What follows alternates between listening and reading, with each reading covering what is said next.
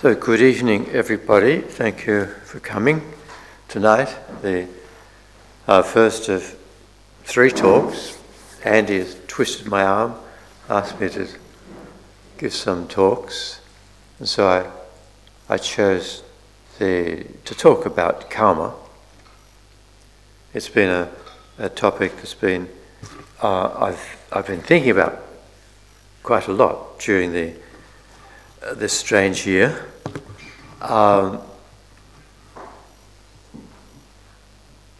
Thinking about karma in the context of, as everything in Buddhism is taught, that our experience, our bodies, our minds, they all come from karma, not created by karma, but our human life or animal life, whatever life we live, is a result of past actions. So karma refers to the cause and effect relationship between our purposeful actions and the experiences that we have in life. So everything that we experience in terms of pleasure, from a cool breeze on a hot summer's day, or even a cool breeze in hell. It's the one moment of pleasure in the hell realms. Not everybody experiences it. To the greatest bliss of the divine rebirth and so on, has an underlying karmic factor in that experience. And every pain, from a pinprick to the worst pain you can imagine, has an underlying karmic condition from our past actions for us to meet that painful experience. So in that way, everything comes from karma. Doesn't mean we're created by karma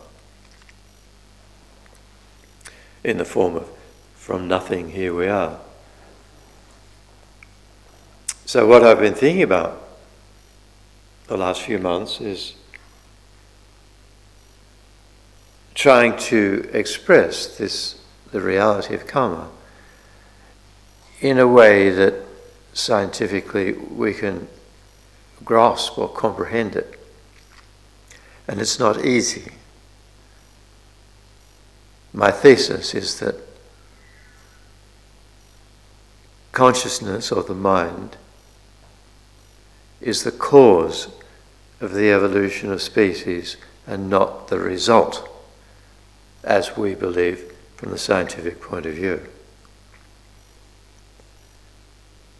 So, from the Buddhist point of view, it's pretty straightforward, but when I try to think like a scientist,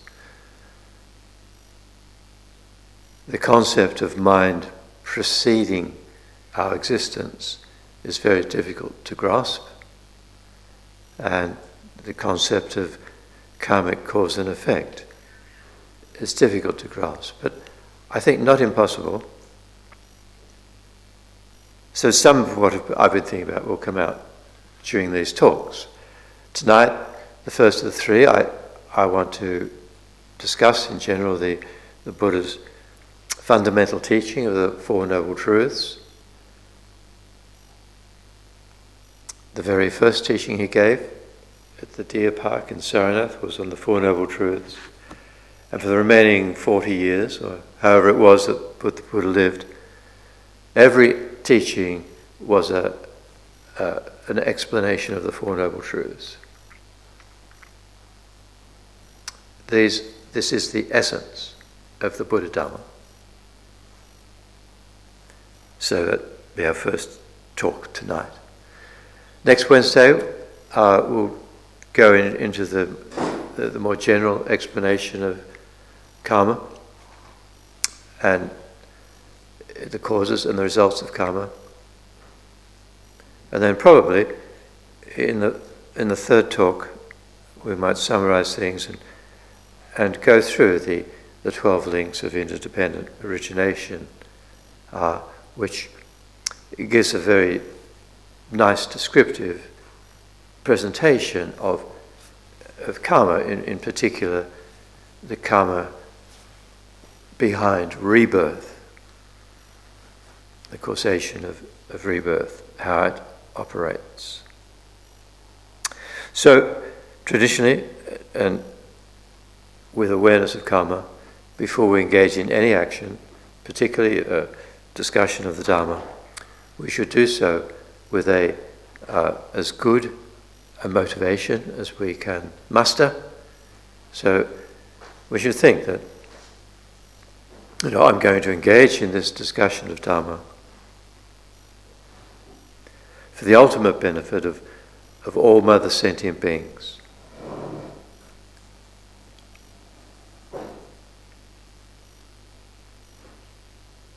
Let this be a step in my own path towards achieving my full potential of enlightenment,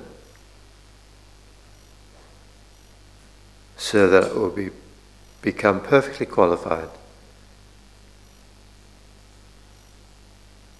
to guide sentient beings out of suffering, to be there when their cry for help is heard. I will answer that cry forever and ever until all beings are free from suffering.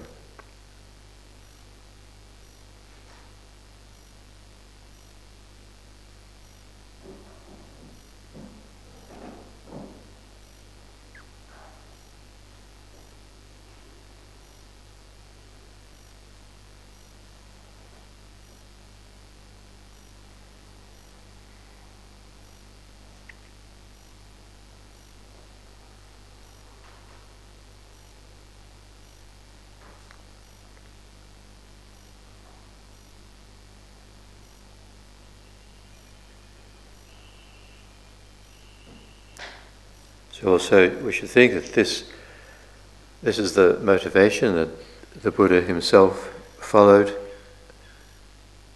through so many lifetimes as a bodhisattva on the path and achieving enlightenment. And this same attitude of universal responsibility has been taught and cultivated and actualized through so many practitioners since the time of Shakyamuni Buddha in India and in Tibet, and now in Australia. We're able to tap into that same source, that same energy, and everything around us, this meditation hall, the Atisha Center, the monastery, the great stupa,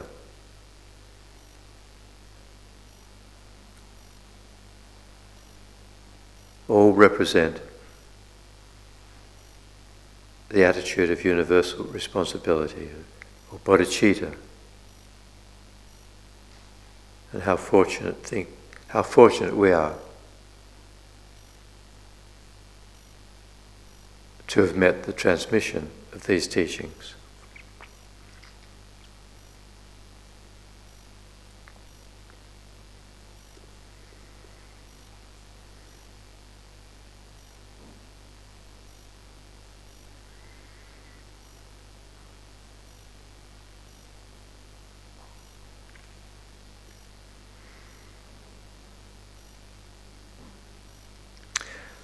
Okay, so now during the talk, it is not organized as a standard lecture or anything like that. You're welcome to put your hand up during the discussion. If some points are not clear, if you want to ask a question, I welcome your interruptions. And because many people often have the same query, and so you're maybe talking on behalf of others who are too shy to put their hand up. But don't be shy. All right. So, of course, we begin with the assessment of what we are. We are conventionally recognized to be human beings. Why? Because we look like human beings. Conventionally, we fit the pattern of human beings.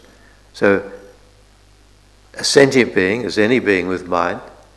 And so we have mind, and we're sentient beings, and our bodies look like humans, and our minds function like a human mind. It doesn't mean that the human mind is special or different from the minds of other sentient beings, but the human body is different. With our brain and our nervous system, our mind, in association with this body, has the ability to reveal or manifest its full potential.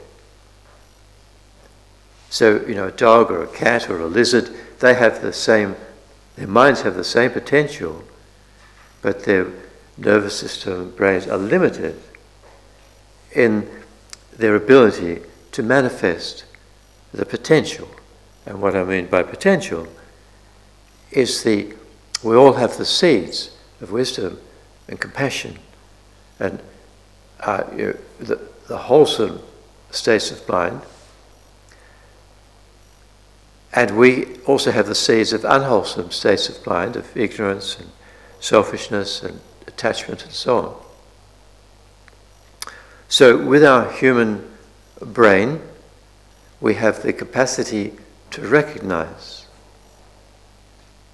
the difference between a wholesome mental attitude and an unwholesome mental attitude.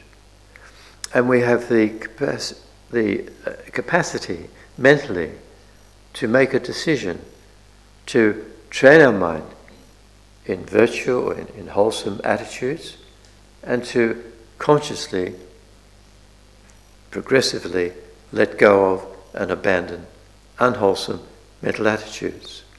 That is what's so special about being a human being, our body and our brain.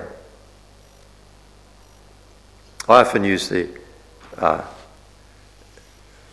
example, or the idea, the thought experiment, that if you can transplant an animal's mind into a human brain, then that animal's mind will be able to have all the qualities of a human's mind, because the brain and the mind are interdependent. And if you transplant a human mind, this is purely a thought experiment, a human mind into a rabbit's brain, for example, that human mind can only function at the level of a rabbit's mind because of the relationship with the brain, the limited capacity. So the big point is that brain and consciousness or mind are interdependent phenomena, but they're not the same.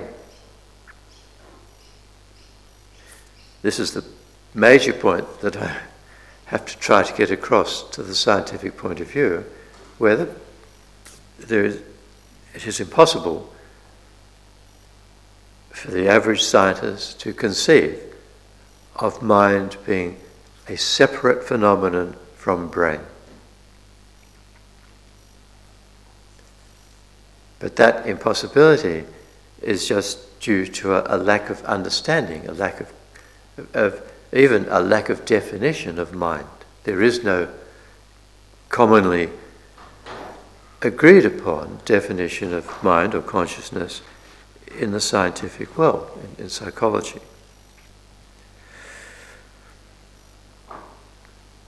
So when Buddha was teaching, I'm sure you've all heard of the Buddha presented the human organism, the human being, as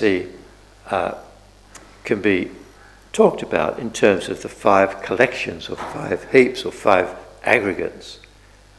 And I think that when Buddha gave that teaching, he used 5 heaps of rice to indicate what a human being is.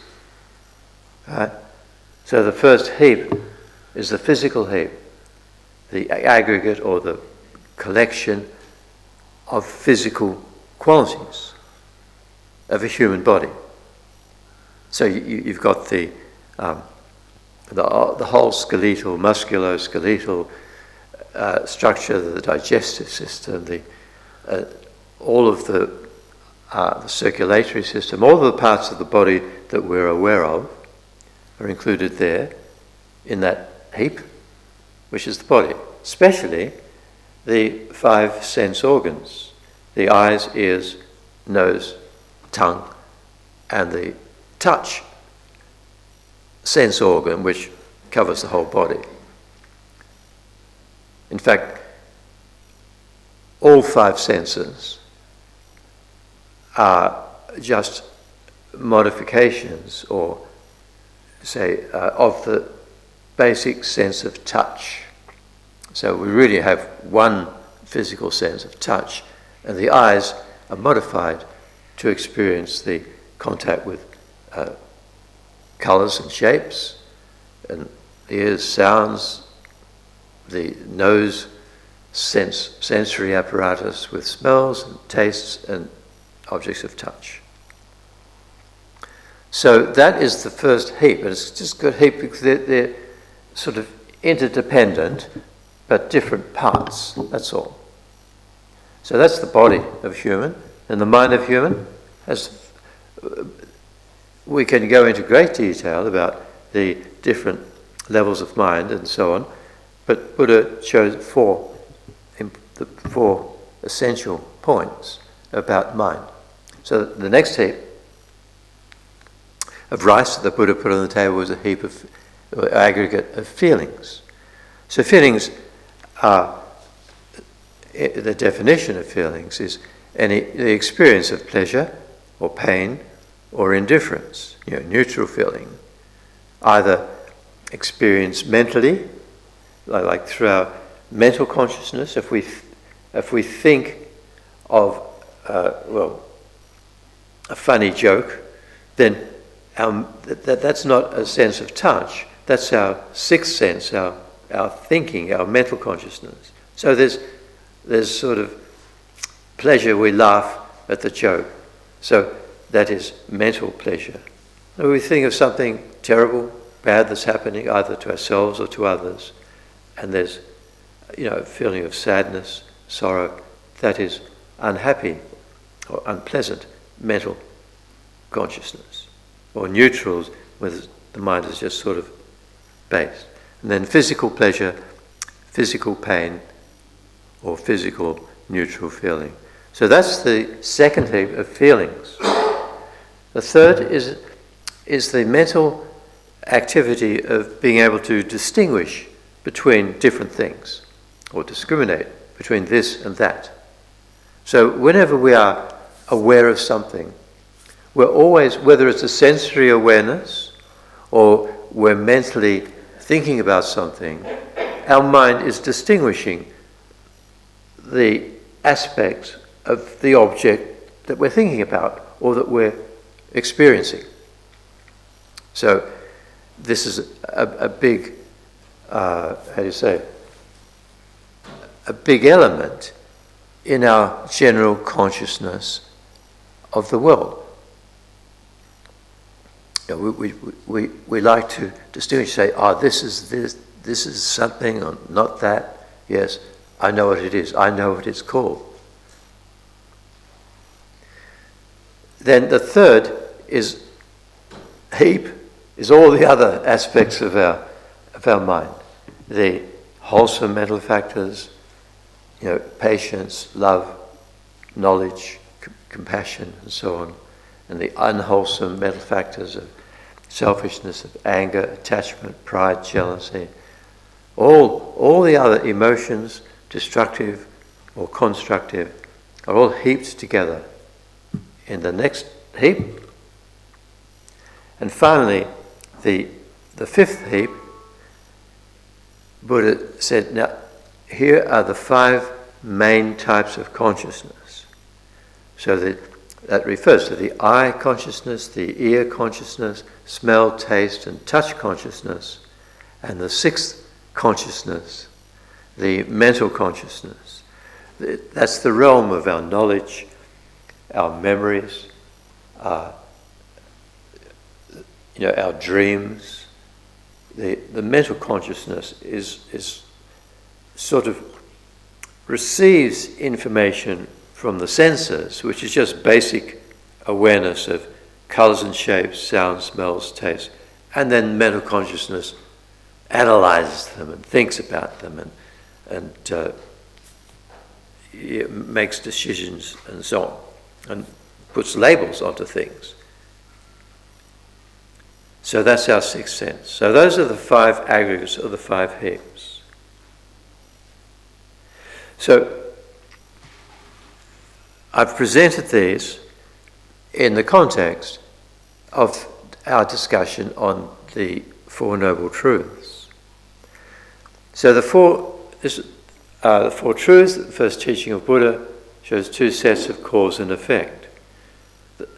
They're called noble or Arya truths because these are seen to be true, they're known to be true by a noble person, an Arya being who through the power of meditation has gained direct awareness of the ultimate reality of emptiness. Within that transition from an ordinary being like ourselves to an Arya being through the power of single-pointed concentration and direct awareness of reality, then the individual who becomes an Arya is aware of 16 aspects of the Four Noble Truths. Not yet enlightened, not yet nirvana. That's just got a long way to go from there. The path really begins at that point up to the attainment of nirvana or the attainment of enlightenment. So the first set of cause and effect is suffering and its causes. And so Buddha taught suffering first because we don't know how bad life is. We don't know how bad the world is. We need to recognize the degree of suffering into which we have been born. And then, of course, we all want to be free from gross physical pain and gross mental pain, depression, anxiety, and so on. But there are more subtle levels as well, which we think are actually happiness. We think the experience of physical pleasure or mental pleasure is something worthwhile, a goal to achieve. But when we analyse, and this is the subject of my talks last December, life sucks. There is no true pleasure or true happiness that we ordinary human beings can experience, because the objects of pleasure and the situations, the pleasant situations, are unreliable. They let us down. Why do they let us down? Because of the second noble truth, the five aggregates, which includes the sensory world as well, are the product of karma and disturbing emotions or mental afflictions, which are disturbing because they're rooted in ignorance, not knowing reality. And in our unawareness of reality, we all unknowingly project a false reality onto ourselves and onto others and onto the world. we project a purity. We believe that there is real happiness out there to be acquired, out there to be experienced. But as everything out there has its origin in karma and disturbing emotions, it's not reliable. It will let us down. Things are impermanent. They change. Nothing lasts. The party is going so well, but we all know the feeling of the party is over.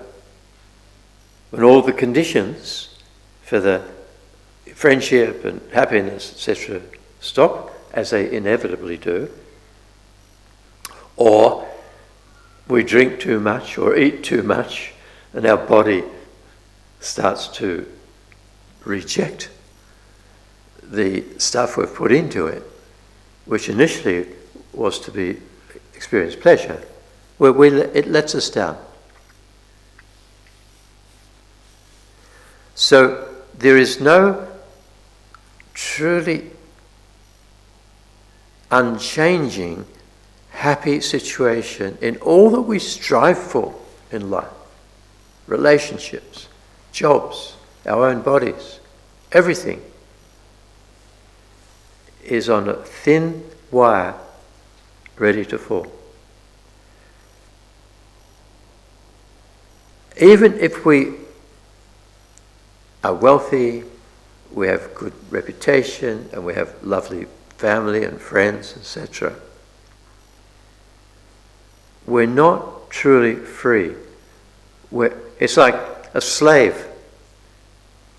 Maybe a slave works for a master who treats the slave so well, but there is no freedom in the slave. You are under the control of what the master wants you to do. So similarly, we are slaves to our own karma and slaves to our own disturbing emotions.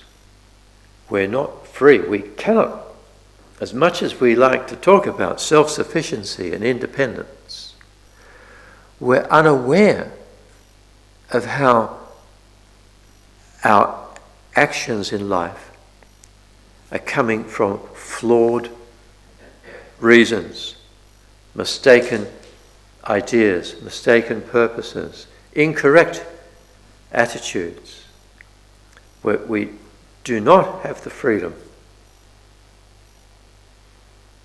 that, like a slave, does not have freedom.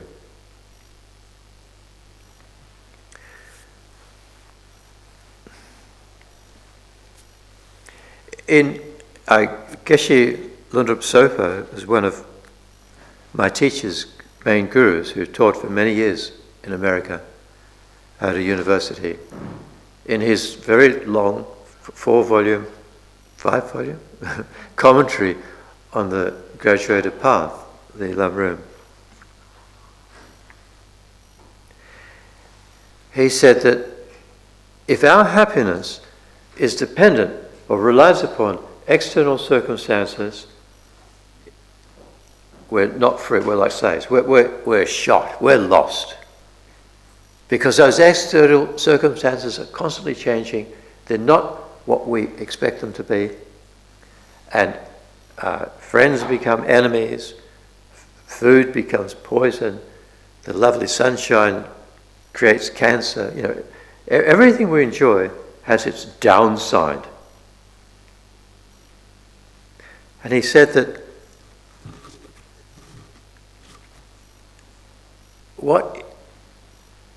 as external objects of pleasure are not reliable, but there is one internal object of peace and pleasure that is reliable. And that is understanding of karmic cause and effect. Knowledge of karmic cause and effect brings peace to the mind.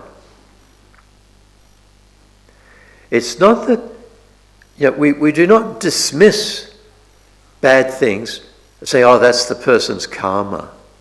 And we do that. We're wrong in making that assumption that it doesn't matter. They must have created the cause in the past. Their fault.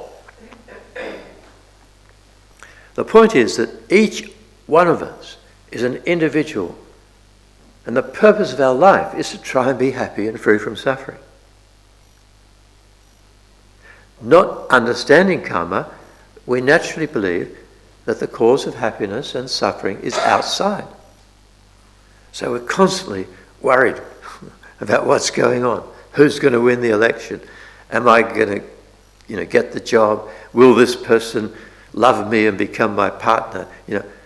Will my children grow up and be beautiful and happy, and etc. All that, not potential, potential for being let down. But when we have the knowledge, understanding karmic cause and effect, then whatever happens, good or bad, we can see the picture, we can understand it.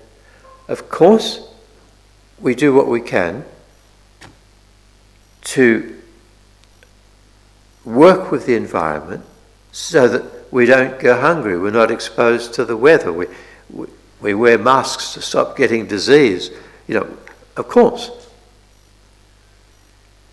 But when the disease comes, or if it comes, or something else comes, we have this inner peace of confidence. This is karmic cause and effect. I mean,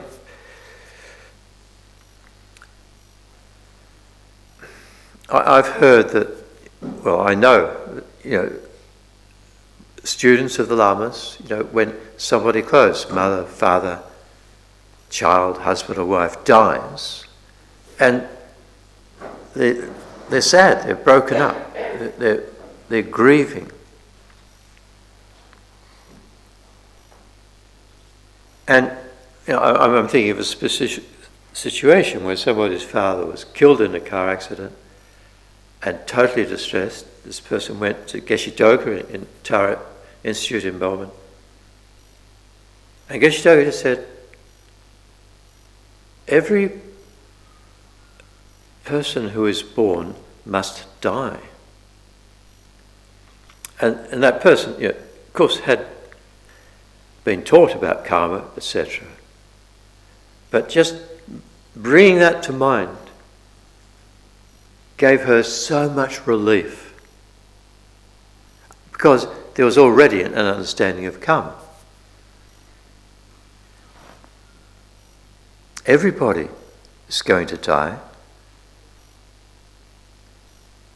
and the distress was a result of grasping at what we conceive to be an unchanging situation, that father would always be there, would not suddenly die in a car accident. So there is inner peace coming from understanding of karma. And as we move through life, the ups and downs, then we will not be emotionally disturbed, either through attachment and longing desire for the good things, or through distress for the bad things. We will understand the underlying reality of karmic cause and effect. And living within karmic cause and effect, conscious of it, we do what we can to work towards freedom from karma. So how do you get freedom from karma? Karma is a cause and effect activity in relationship to our mind.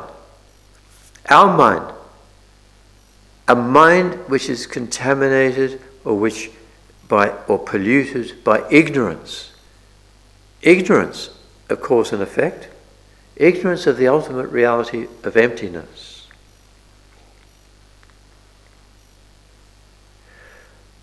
even if we only have the intellectual understanding of emptiness, and we only have faith in karma, we don't really understand how karma works, but we have faith in its validity.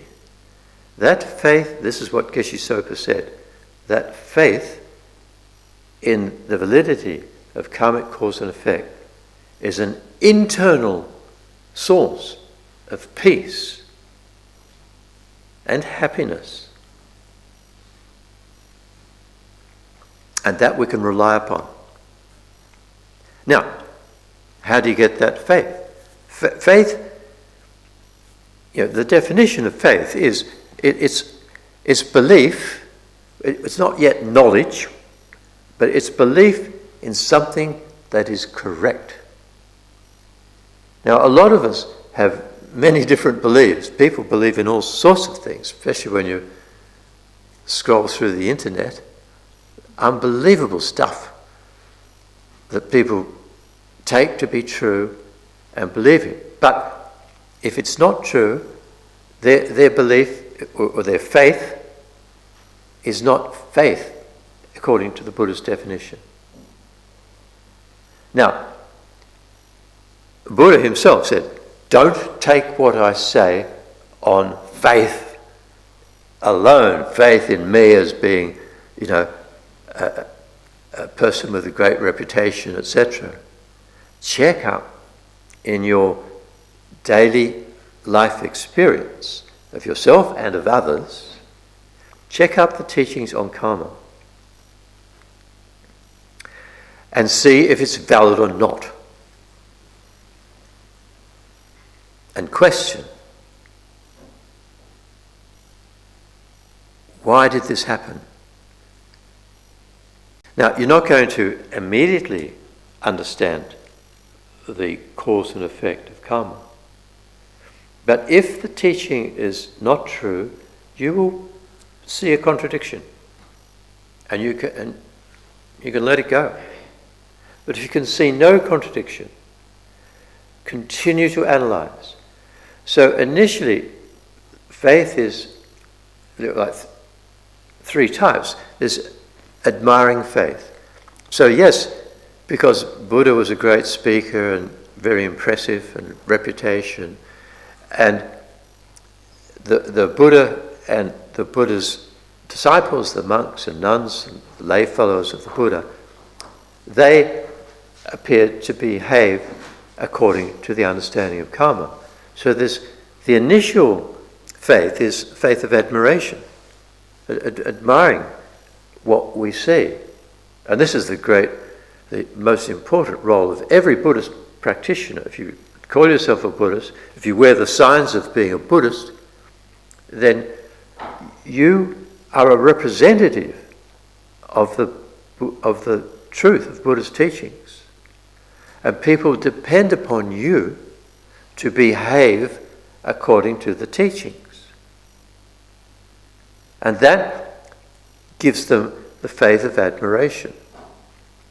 If you contradict, if your behavior contradicts the teachings, then you let people down. They lose the internal source of peace. It's a huge responsibility to take upon oneself the trappings of reality and to obey the understanding that comes from the Buddha's teachings. So admiring faith is a beginning. Then, after constant checking up, and thinking and receiving more teachings and asking questions, gradually that faith becomes stronger, the faith of conviction. You don't yet have the direct knowledge, but the faith of conviction is so much stronger. It is associated with meditating on the teachings. And so your inner source of peace, your understanding of why this is happening, why people do that, why they experience that, goes stronger and stronger. And so you become more stable in your life, and much in your stability, you do not react emotionally with longing, desire, attachment to pleasing external things, or aversion, hatred, resentment, anger towards displeasing experiences. You remain balanced and stable, and so from your side you're not creating negative karma for unpleasant experiences, because you have this is simply faith. We're not talking yet about knowledge. And you become a source of peace and stability for those around you, for those who depend upon you.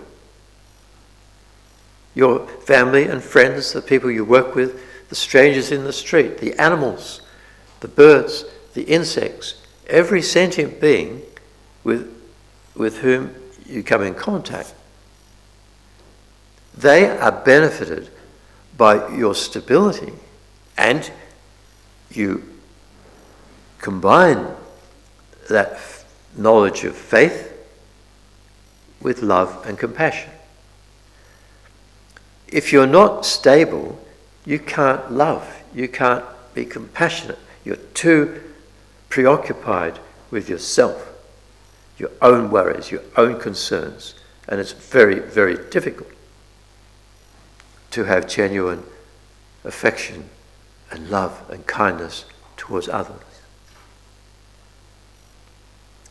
But simply with faith in karmic cause and effect, you have this inner stability and you become a source of pleasure. Then, with further meditation, further experience, that faith becomes knowledge through meditation, deep meditation, and you get direct awareness of reality.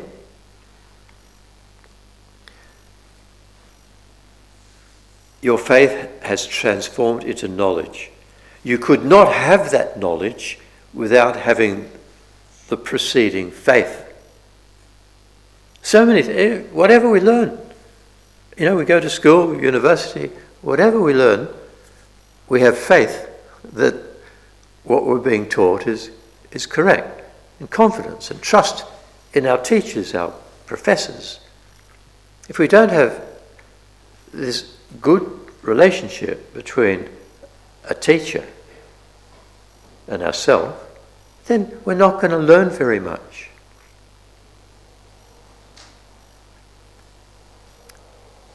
After time, as our understanding goes stronger and stronger, we gain knowledge.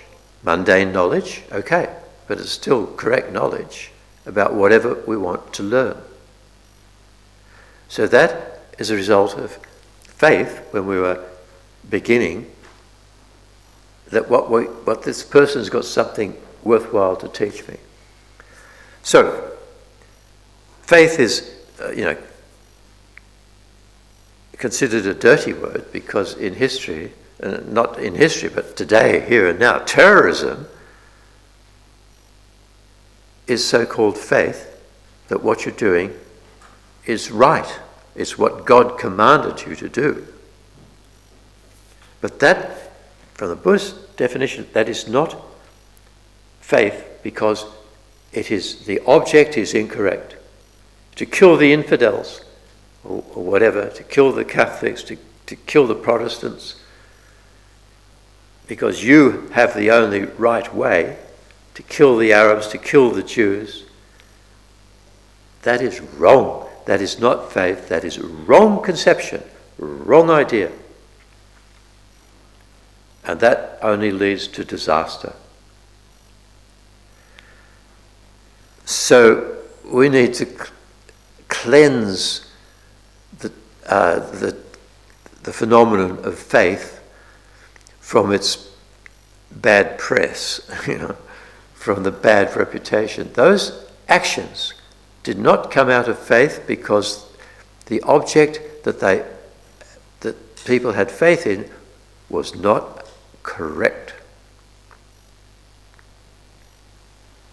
Every religion is going to be contaminated by incorrect faith, including Buddhism.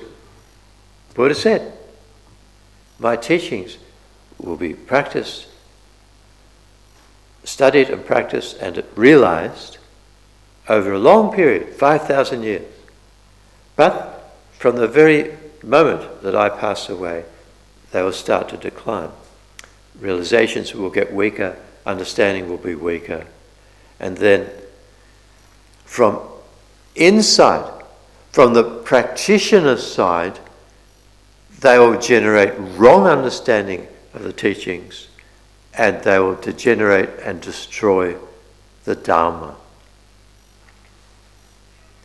So, as Buddha saw that, knew that, explained that, then we can say the same for every other philosophy and religion that exists in humankind.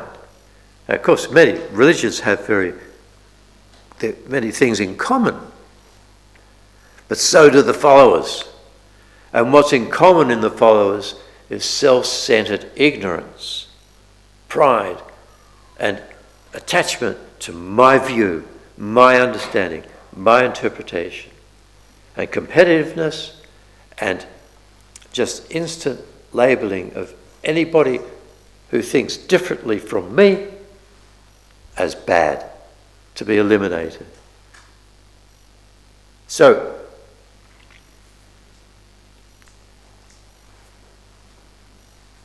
this comes from talking about faith as being the source of peace. But it's something that's growing. It's growing into knowledge. Until one becomes an Arya, an Arya, that one who sees emptiness directly, until just prior to that realization, there is always danger of degeneration of our mind through incorrect belief, wrong conceptions arising.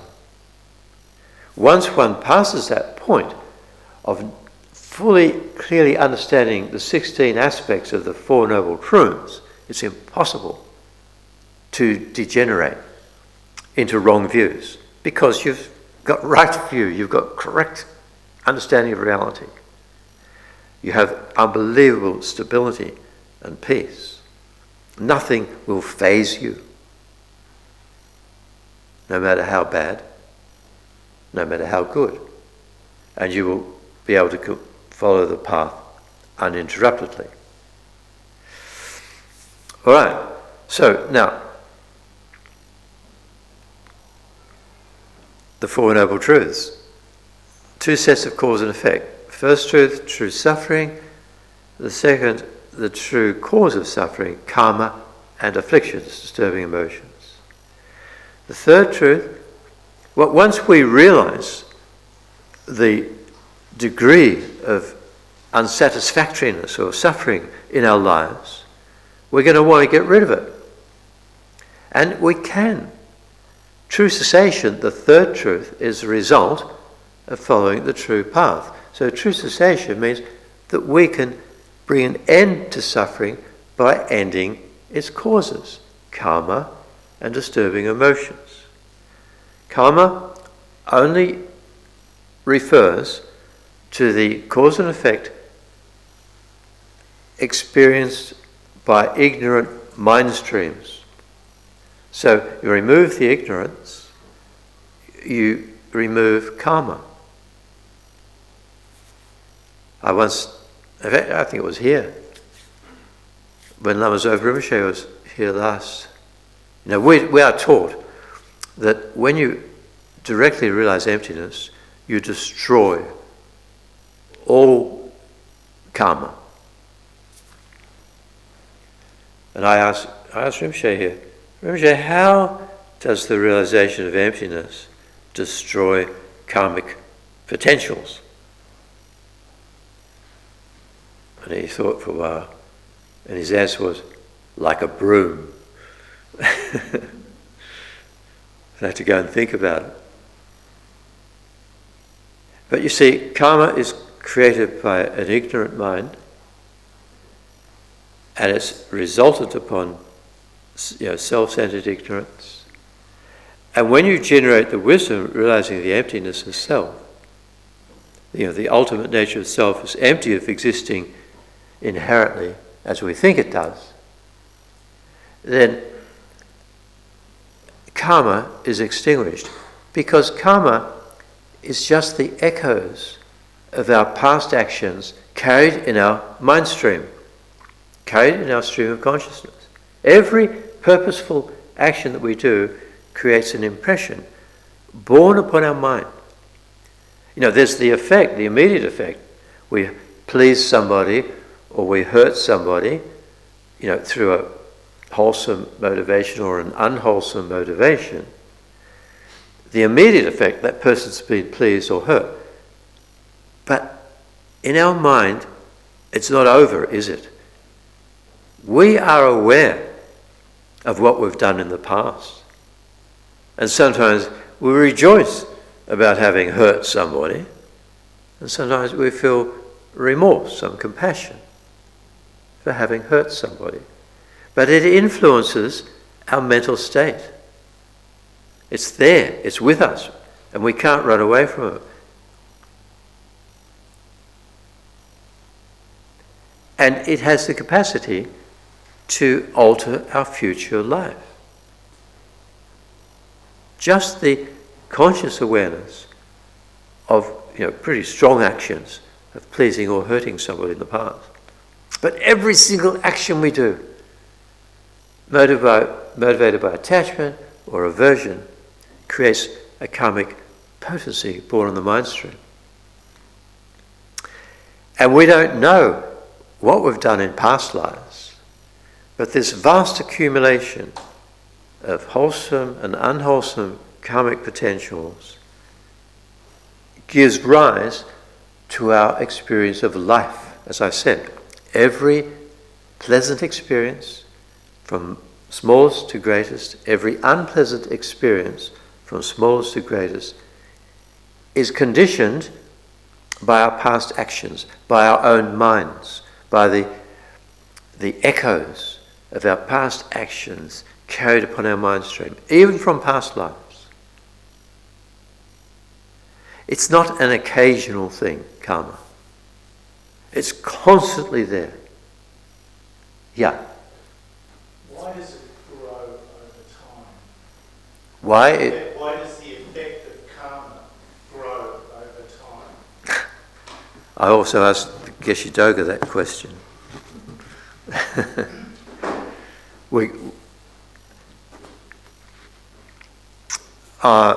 Geshe Doga's answer was because if you do a particular action out of attachment or aversion, you develop the habit of repeatedly doing that action.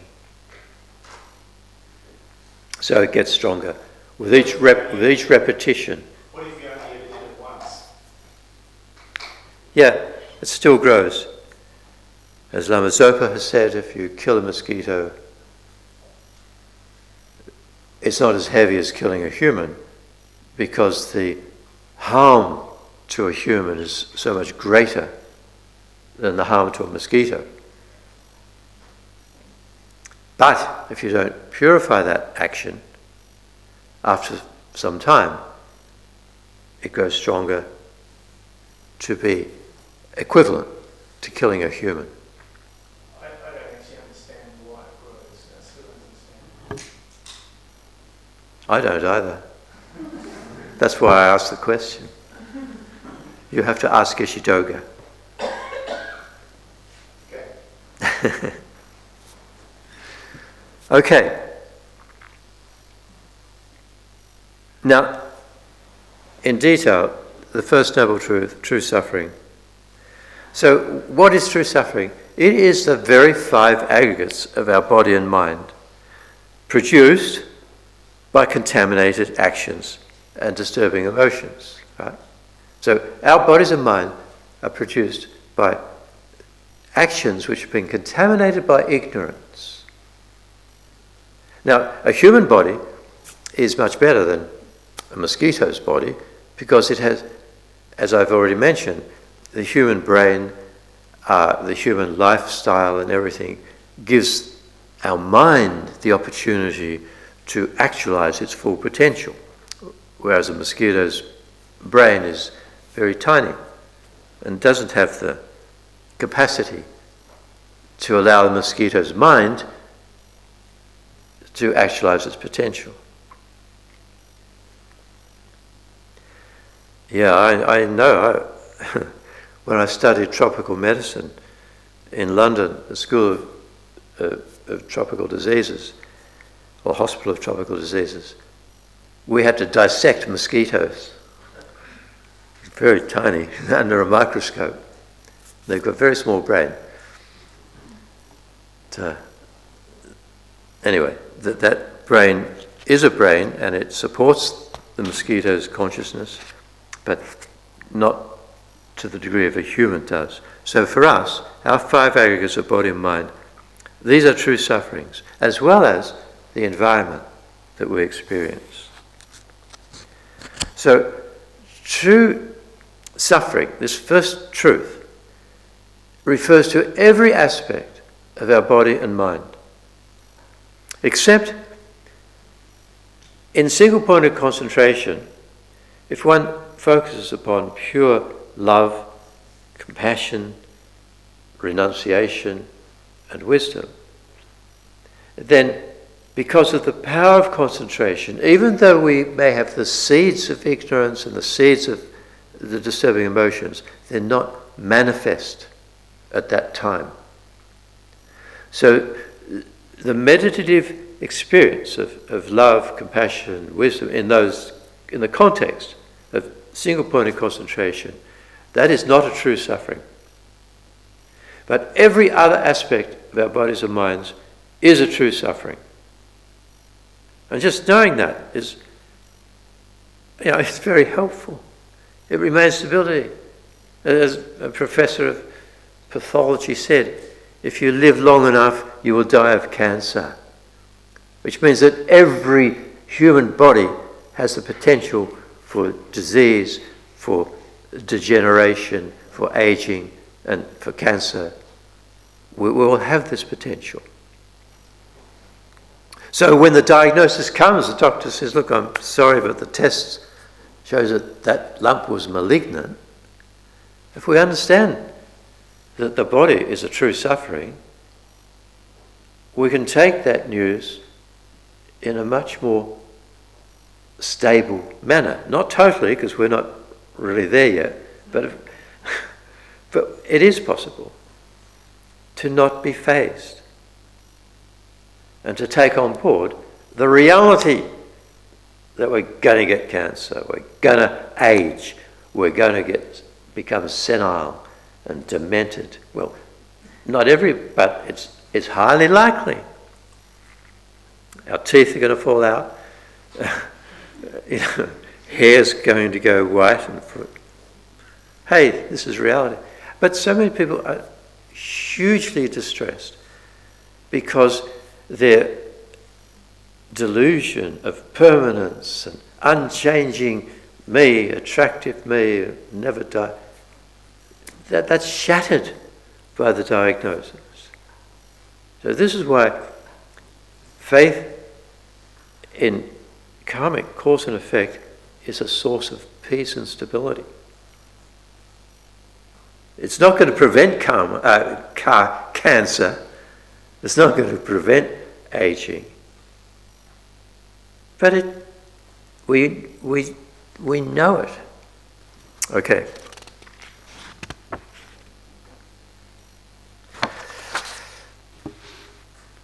So there are the four aspects of true suffering. The first is change. The 5 aggregates and the elements of the environment. Everything which arises as a result of causes and conditions arises because causes and conditions change. They change in giving rise to our body, to a tree, to whatever. Therefore, our bodies, our minds arise with this quality of moment by moment change. They do not remain the same. The person does not remain the same person. We change moment by moment, day by day, year by year.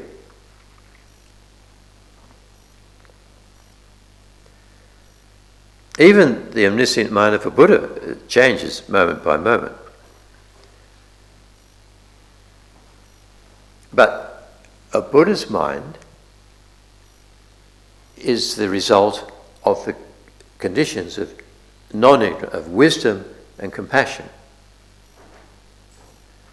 And so changing moment by moment does not affect the continuity of a Buddha's activity of compassion, of working for others, because the very promise to take upon oneself universal responsibility for the welfare of sentient beings, that is the very energy that causes the energy behind the continuity of a Buddha's mind, what we call the Dhammakaya, the omniscient wisdom of a Buddha. Our minds, what is the continuity of our consciousness is desire for pleasure. Believing pleasure to be out there in the environment, or to be born in a divine realm, or even as a human, but always looking for pleasure. Even if we don't believe in rebirth and we commit suicide, there is still the belief that that will be the cessation of my pain. The hurt will stop, and that then I'll be happy. You know, that the absence of hurt is happiness. So there is desire for the state of non-pain. So unfortunately, very sadly, those who are driven to suicide do so unaware of karmic cause and effect. We can kill karma because it arises from ignorance, and wisdom annihilates, extinguishes ignorance. So, reflecting upon moment by moment change, then we can abandon our mistaken belief that, oh no, my body and mind are going to last forever, or maybe we don't intellectually think of lasting forever. Nobody really does that. But they will change, but not for a while. I'm not going to get old yet. And things are going to continue to go well. The second point of true sufferings is the five agues in the nature of misery. Because the cause of our body and mind is karma and afflictions, we are conditioned by unreliable causes and conditions.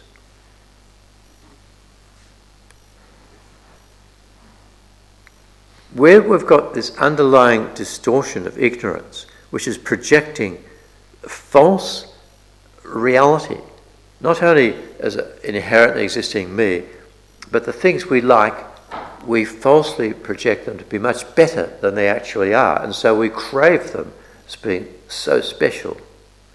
And things we dislike, we project negative qualities, we see them as much worse than they actually are.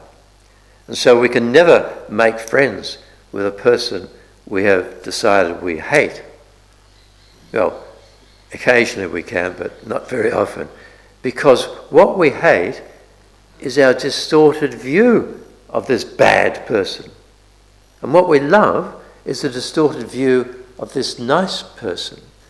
very nice, particularly because they please me. So we are inevitably set up to be let down, to be disillusioned, and the illusions are projections of our own mind. So life goes on. All the things that we thought would be so good never live up to our expectations. The parties, the holidays, the possessions, they don't bring the undying happiness that we are searching for, the unchanging happiness. It's not possible.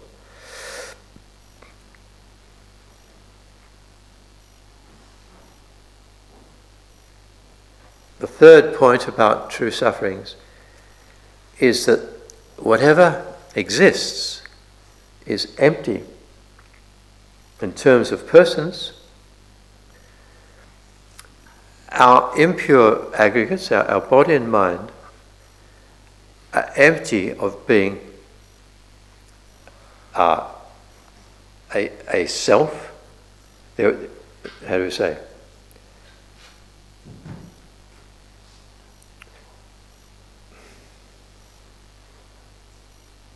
We normally, intellectually, through some philosophy, we have the idea, or we're given the idea, of a soul, that the me being a soul.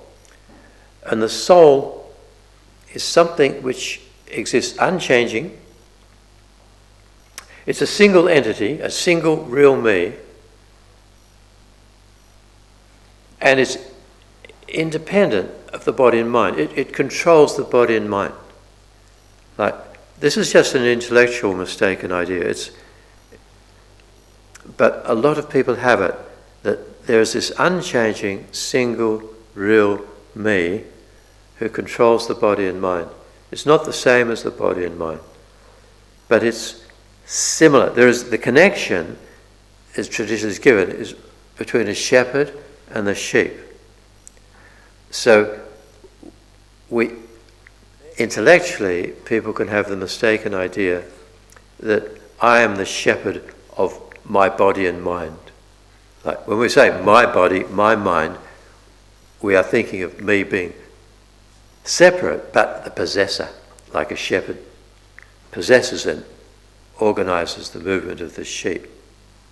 So emptiness, the third quality of whatever exists, is that they're empty of existing in such a way.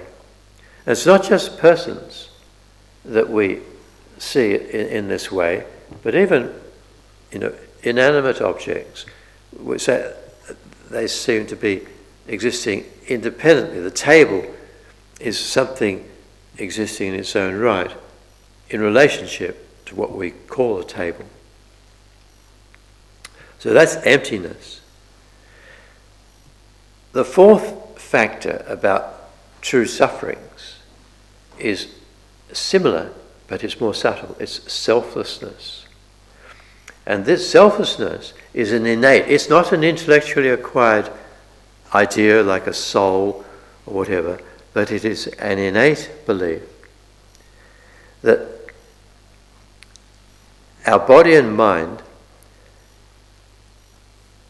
exists somewhere within the body and mind. There is a self which exists substantially and self-sufficiently. So there's this belief that there's not a separate me from the body and mind, but there is a me in relationship to the body and mind, related. And this me controls the body and mind. We don't really locate it. We might think it's in our head or here, but not specifically. But there's a sense of self existing in that way. When we say substantially, we mean that something which substantially exists is something which can appear to mind without relying upon something else, right? Something which has its own substantial existence. So we can know the self, we can know that entity without relying upon the appearance of something else. But actually, if we talk about a person, how do I identify a person? We identify them by the shape of their body, the appearance of their face, the sound of their voice, even their mental qualities. We can say, I know who said that. But the person who we know does not appear in his or her own right. But nevertheless, we think there is a me who exists in my own right. Self-sufficiently means part of body and mind, but independent of body and mind, separate from body, not the same.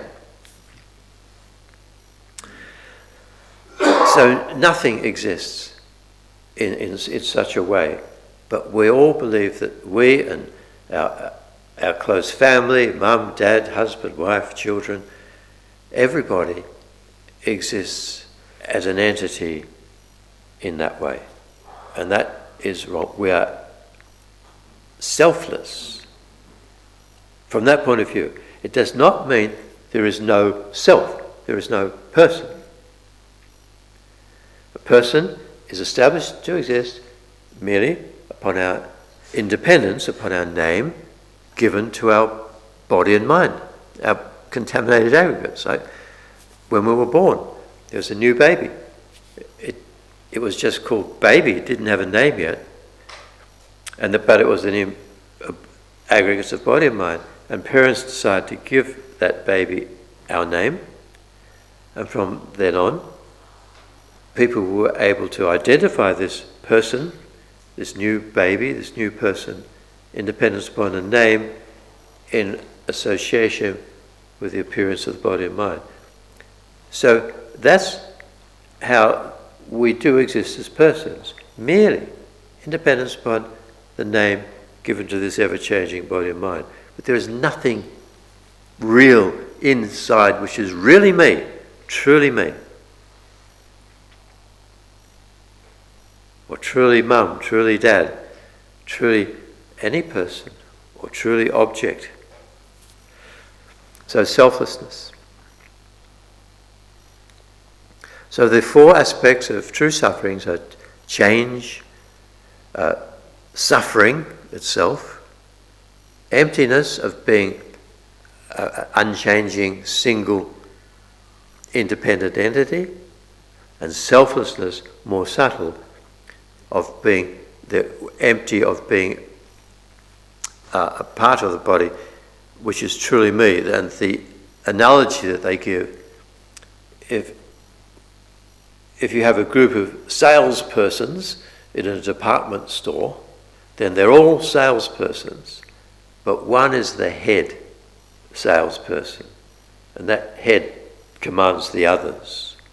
So this subtle belief in the self is that the real me is the head salesman who tells the body, who belongs to the body and mind, but is different in that it orders the body and mind what to do.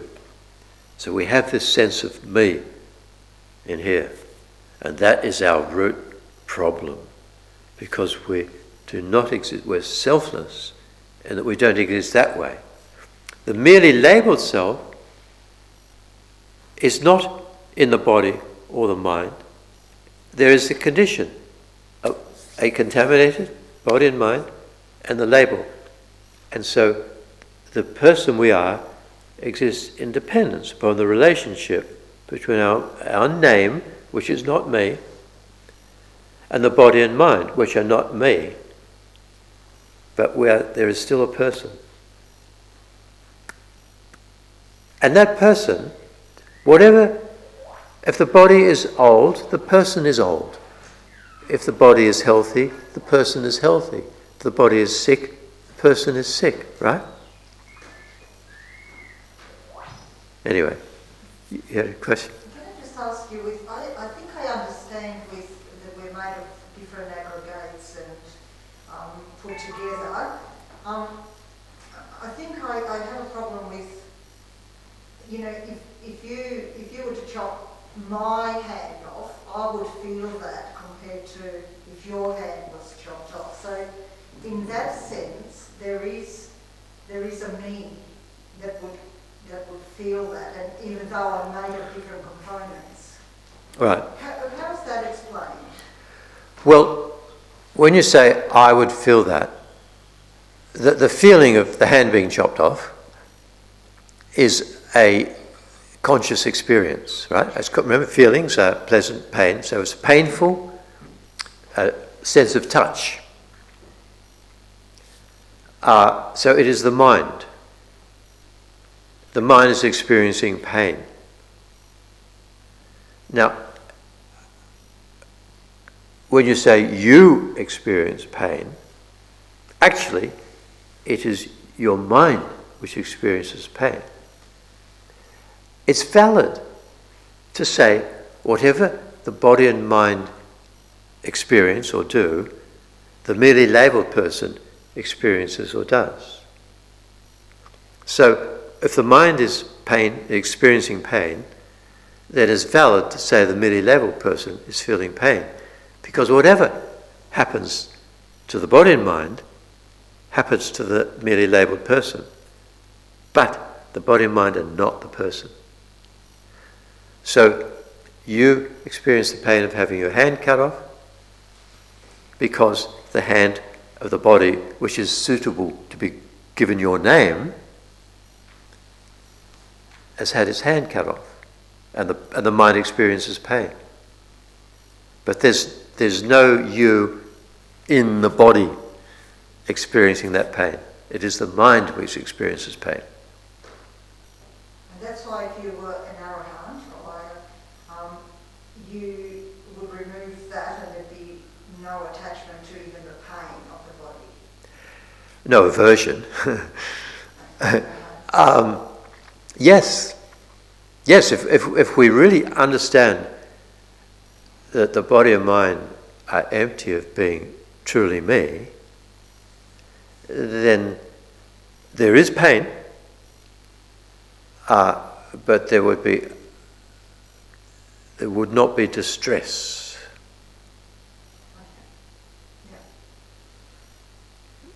Okay.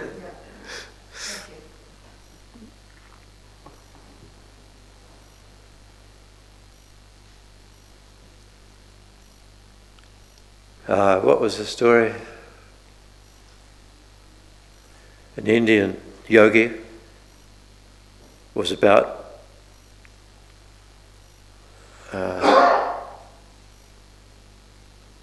to achieve the realization of emptiness. And a Mara, a divine being who didn't want this to happen, came along crying. And so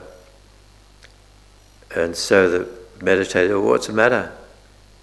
And something like, I need a human hand.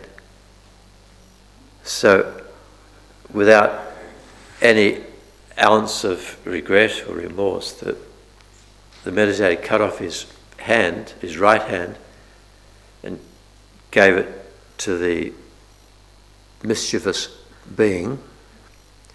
And the mischievous being slapped it to the ground and said, "How dare you hand me something with your filthy left hand?"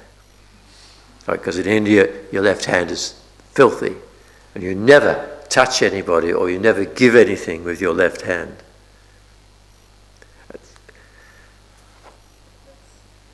What was the outcome of that?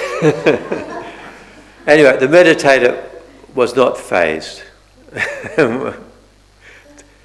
He was not upset because he had realized emptiness. Just your question brought that to my mind.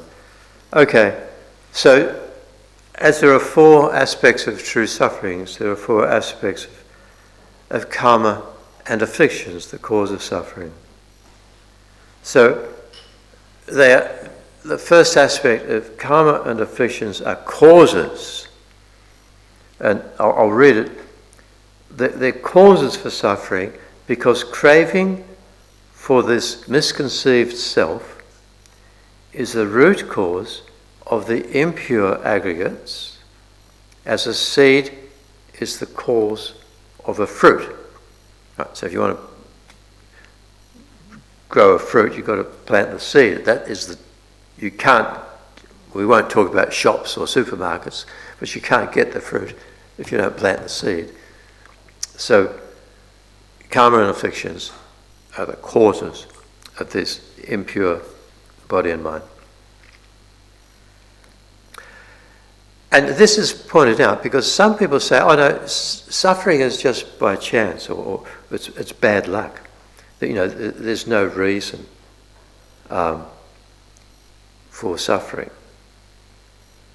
But the reality is, the karma and afflictions are the causes of every type of suffering. They're sources. Source, like in the French, for a spring, a source, a spring, is continually giving water. So, true origins, karmas and afflictions are sources because they continually produce suffering again and again and again. It keeps coming. Because even we die, we're born with a mind contaminated by karma and afflictions. The third is they strongly produce suffering.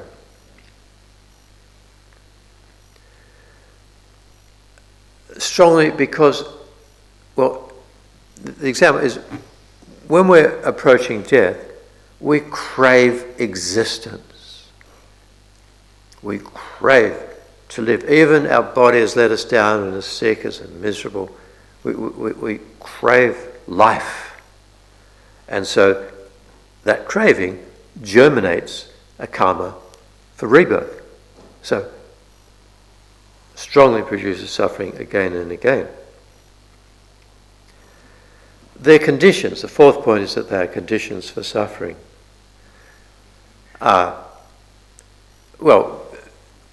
Conditions, for example, if we have karma, a negative karma, to experience a hand being cut off,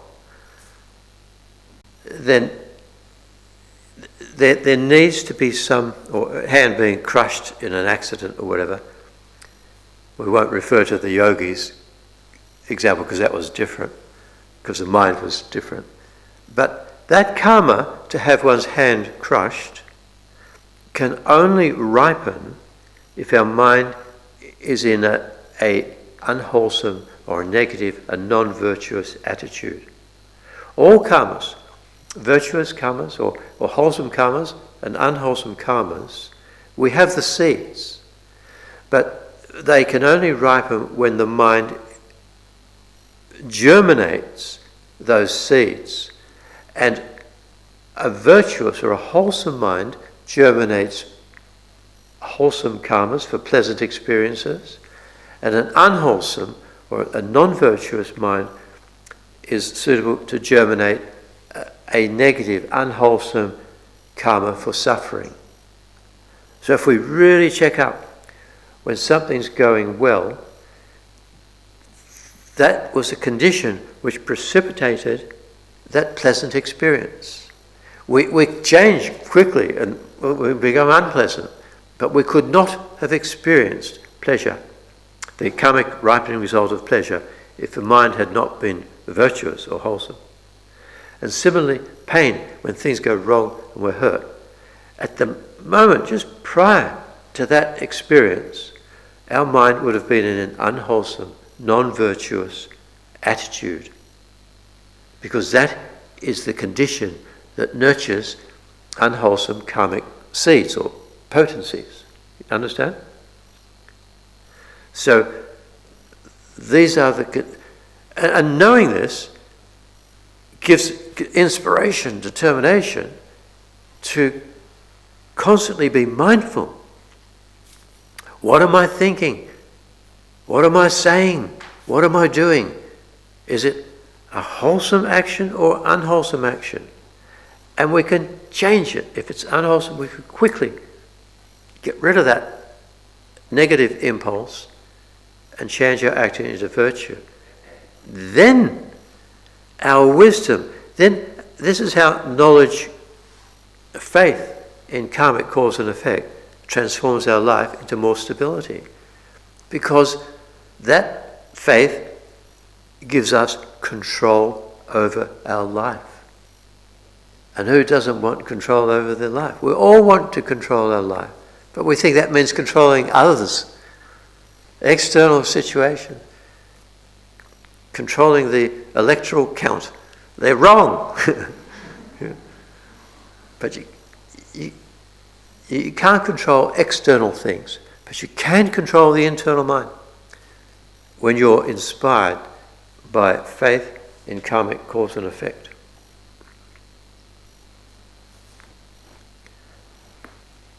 All right, I think no need to go into the second pair of cause and effect of the Four Noble Truths, because the pertinent ones are the first two. But the second includes, like the fourth truth is the true path. And the true path is the means by which one overcomes karma and afflictions. It is, of course, the broom which totally sweeps away all negative karma is the wisdom directly realizing emptiness. You generate that and you destroy all karma. In that one moment, you are free from karma. You've still got a vast way to go on the path, but you will not be interrupted by karmic obscurations. In general, the true path is having, the eightfold noble path. Correct view. Correct view is knowledge which opposes wrong views, self-grasping ignorance, belief in some mystical practice which will purify me. Lots of examples in India of yogis who do unbelievable, harm to their bodies in the belief that they're purifying karma. Wrong view. So correct view understands karmic cause and effect and the way you can purify. Correct realization especially refers to the wisdom realizing subtle emptiness. So we need to reflect upon that. Correct speech refers to when we understand karma, then, so how do we deal with it? We can take vows. Vow to not kill, steal, lie, commit sexual misconduct, or to avoid substances such as alcohol and drugs, which will distort my capacity to make a rational decision. So those are the lay vows. Or you can take the different levels of ordination vows of monks and nuns. You can take bodhisattva vows. So Buddha gave these vows in order to fight karma and afflictions. So that's correct speech, is verbally taking the vow. When you take a vow, if it's just with refuge or monks and nuns, you have to verbally express those words. So that is the real meaning of correct speech, of verbally taking the vow. Correct aims of actions is following the vows. Not just taking them, but actually keeping them and avoiding, the non-virtuous actions. Correct livelihood means not obtaining your source of living by harming animals, by cheating, stealing, and so on. If your livelihood depends upon harming animals or exploiting the three jewels, the Buddha, Dhamma, Sangha, how do you exploit? When I was in Taiwan, I could never buy anything. Just being a monk, and I'd go to the shop and get something. Other customers would push me aside and pay for it. I was on a busy street in Taipei, and this taxi screamed to a halt. The driver jumped out, did 3 prostrations to me, jumped back into his taxi and drove off. But in Taiwan, there are a lot of people who wear the robes of a monk or nun but they're not monks or nuns. They do it because of the faith that the people have in the Dhamma. So that's exploiting the three jewels. So correct livelihood, you avoid that. Correct effort is having enthusiasm for doing virtuous activities and for abandoning non-virtue. You're not think, oh, I did that, I've done enough, I need to relax, I need to go to the beach. But enthusiasm in your practice, correct mindfulness, is maintaining your attention, particularly in meditation, on the virtuous object. Meditation is essential. All the realizations depend upon perfect concentration. So on a virtuous object. And we can have mindfulness on a non-virtuous object. No need to give examples. And correct concentration is the eighth of the eightfold power. So that's the fourth noble truth. That is how we destroy karma and afflictions. So tonight I've introduced karma in reference to the Four Noble Truths, particularly the first two Noble Truths. You should think about them deeply and generate. Next week we'll much more detail about the 10 non-virtuous actions and the 10 virtuous actions and how to purify them and the types of karma. So you'll get to learn a whole lot more. But just having that inner faith in karmic cause and effect will be your pole of stability, will keep your mind in peace. When external world goes wrong, or when it goes right, and things that you win lotto, how many people regret winning lotto? Well, we read the stories all the time because it didn't work out the way they thought it would. In fact, life became hell. And how many people, you read it all the time, who say that their diagnosis of cancer has been the best thing in their life because they've forgiven their enemies, they've made friends, they've utilized every moment for happiness and enjoyment of friendship and family, and they've just abandoned all the crap that they usually think about and try and do in their lives, and they start doing meaningful things. We've heard those stories. So we don't have to have the diagnosis of cancer to have such an epiphany. Understanding karmic cause and effect is a huge epiphany without suffering. It'll stop suffering. And then take that faith into knowledge. So thank you for coming tonight. Exciting, the first night after the lockdown, most of which I spent at Lennox Head. You poor Victorians.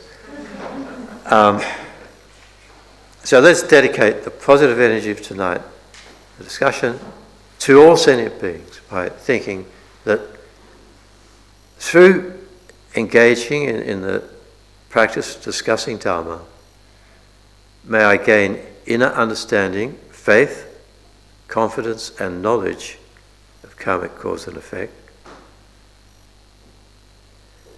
so that I can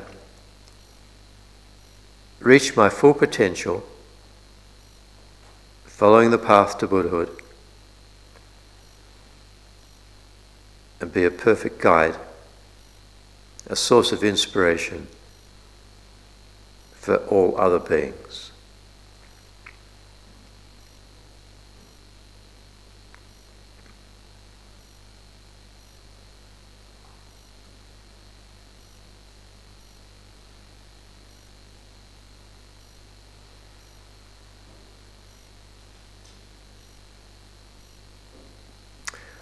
Okay, thank you. Good night. See you next week, I hope.